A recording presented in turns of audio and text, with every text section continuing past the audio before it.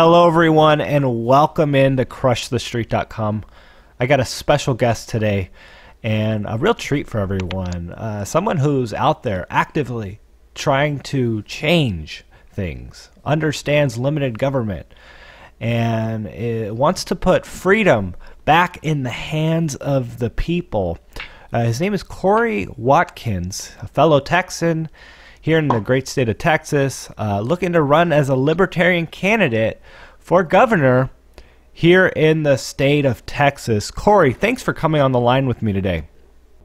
I appreciate you having me. I'm looking forward to this interview. When my campaign manager contacted me, I said, let's do this one. I love it. Well, I'm glad you said yes, and let's start off with this. America seems to be very polarized. That's a fact. The right turns a blind eye for the Republicans, and the left turns a blind eye for the Democrats.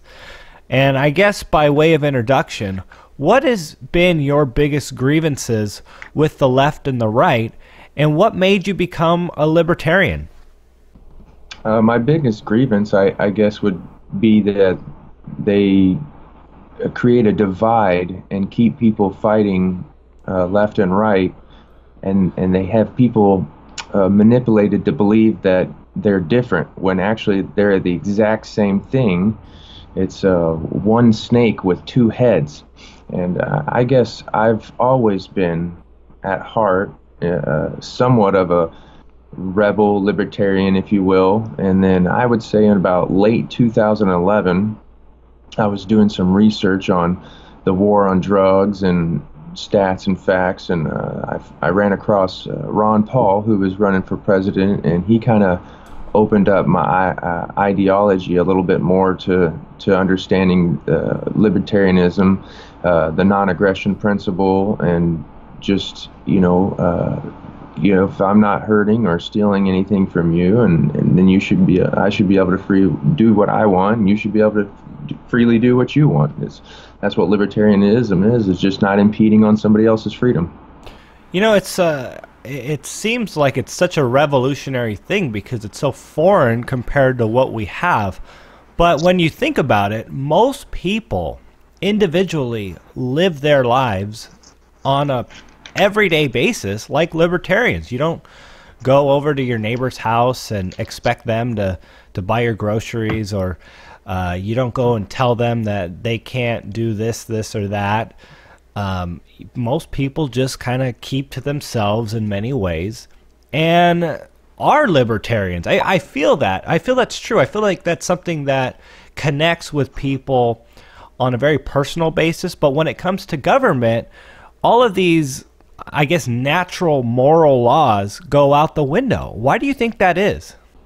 I just think people are misguided, at heart, at natural, like you said, they probably are libertarian, but when they have so much influence, and it's a very powerful influence, the two old parties, if you will, the two main parties, the R's and the D's, they influence a lot of people. The news media influences a lot of people to believe that do this or else this will happen.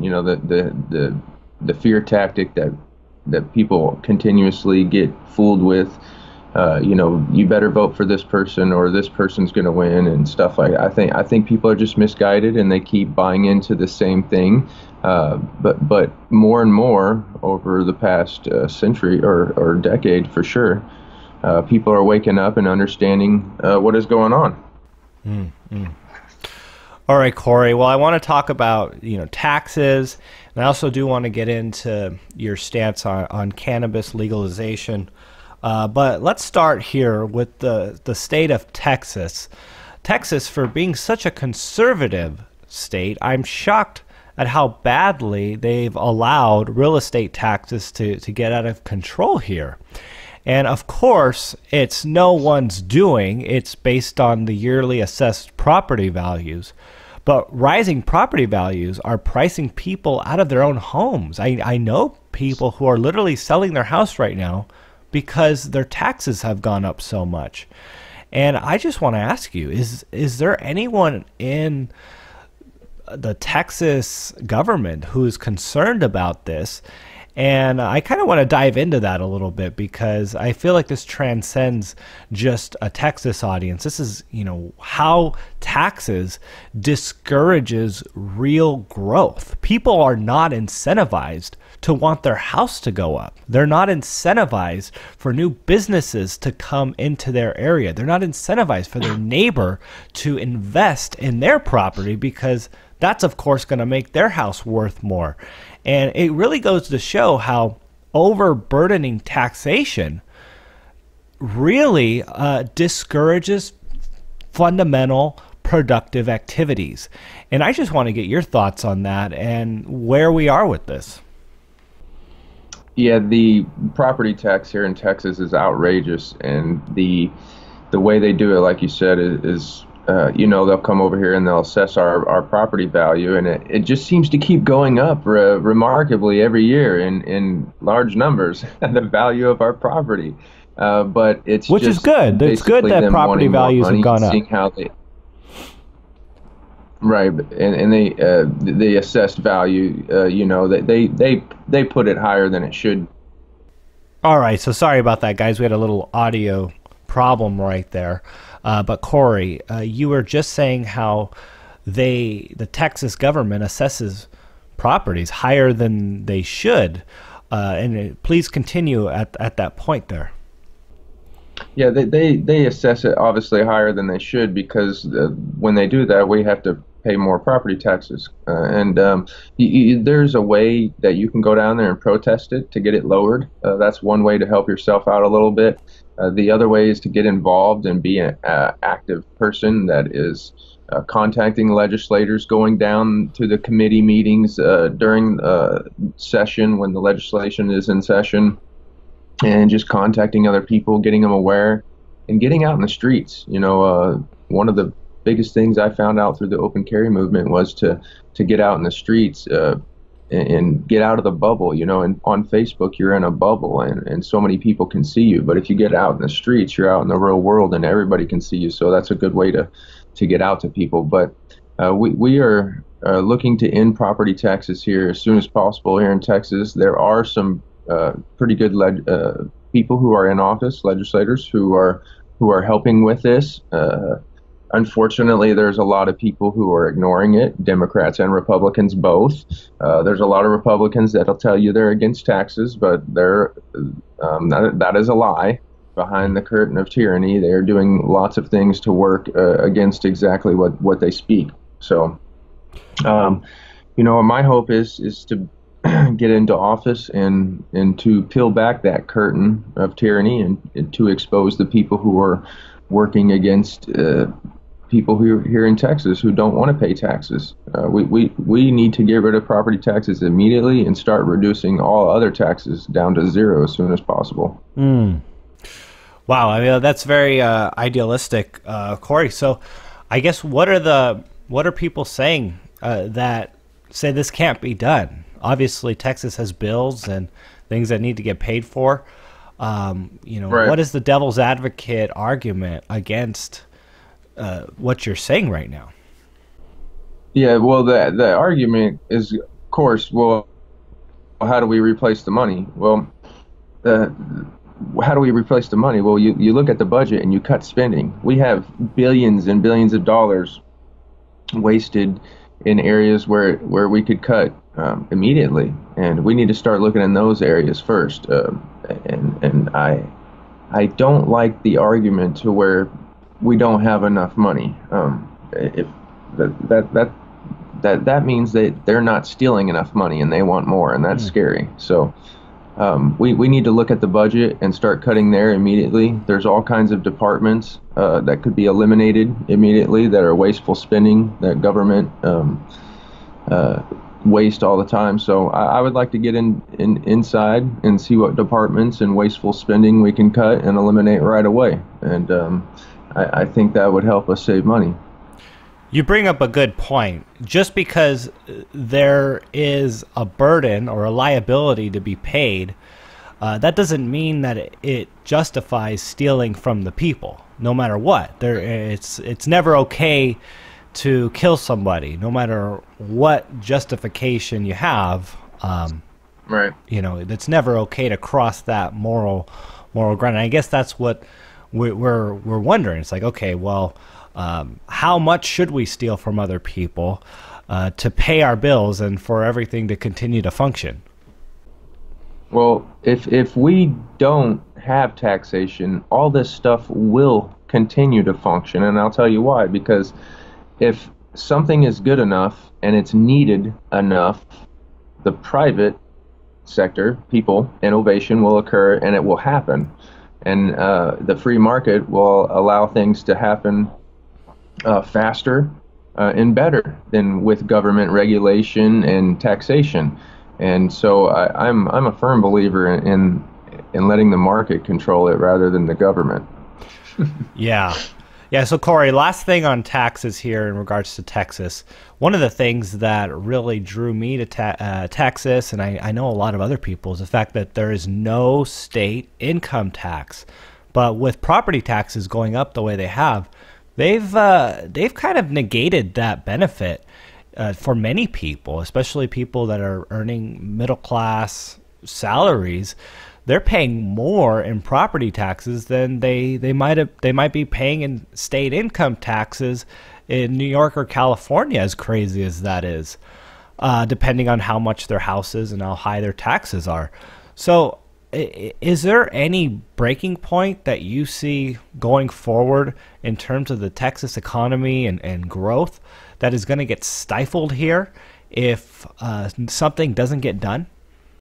Yeah, absolutely. If they keep raising their property taxes, and not only that, we can say that there's a certain tax that we don't have, and we're better than other people, but there's all kinds of taxes that we have that others don't. And you can call it a license, you can call it a fee, you can call it a permit. It's all a tax. When you have to pay money to your government for something, that is a tax, and it is theft. And we need to start looking all at everything that's being taxed and start eliminating it immediately. And it is a huge burden, and people are leaving. People are leaving Texas because of property taxes. People are leaving Texas because of cannabis and medical refugees, all kinds of stuff that Texas is doing wrong. Yeah, Kory, let's get into that. That's the next topic. I've actually been covering cannabis now heavily the last couple of weeks here. Texas is one of the most conservative states here in the U.S. in regards to cannabis legalization. I believe we barely entered the medical marijuana arena, and it's slowly broadening. But give us the current state of where we're at right now in regards to cannabis legalization.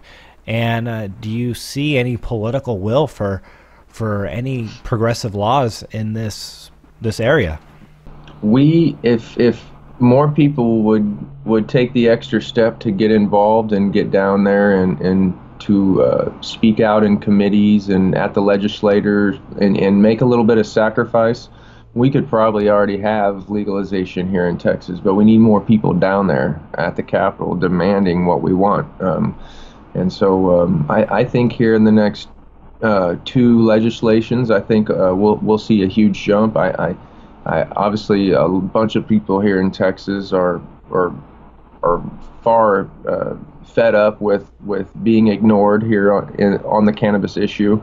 We had a couple bills last legislation that had a lot of support, medical and recreational decriminalization, and they all got killed, and nothing happened. And so we need to take a huge step forward and get with the program. We need to stop pretending like it's 30s, 40s, and 50s. Reefer madness scare was going on. That is old, and not many people are fooled by that crap anymore. Cannabis is actually a medical miracle. Has many different benefits for people. Not only can you smoke it, we can ingest it by eating it or putting it on your skin for oils and all kinds of things. It's not just used for smoking. Not only that, hemp, we could use hemp for all kinds of things. And so the plan is amazing, and we need to stop pretending like it's some kind of evil devil thing when it's not. It's an amazing plant, and people everywhere should be growing it. I as governor, I want to start recommending and encouraging people to grow hemp and cannabis. So yeah, we're way past due here in Texas for freeing up cannabis and hemp. So, if you do become the governor, and I wish you the best of luck on that, what sort of political will do you suppose the governor of the state of Texas will have on broader federal laws and the direction of the overall country? Well, I am, as governor of Texas, I would not bow down to the federal government at all, and I would tell them to go mind their own business and leave Texas alone. I would like to bring secession all the way down to the individual here in Texas, and I think telling the government to mind their own business and leave Texas alone would be a step in the right direction. Yeah, it is incredible how different the laws of California versus Texas versus New York are, and the attempt to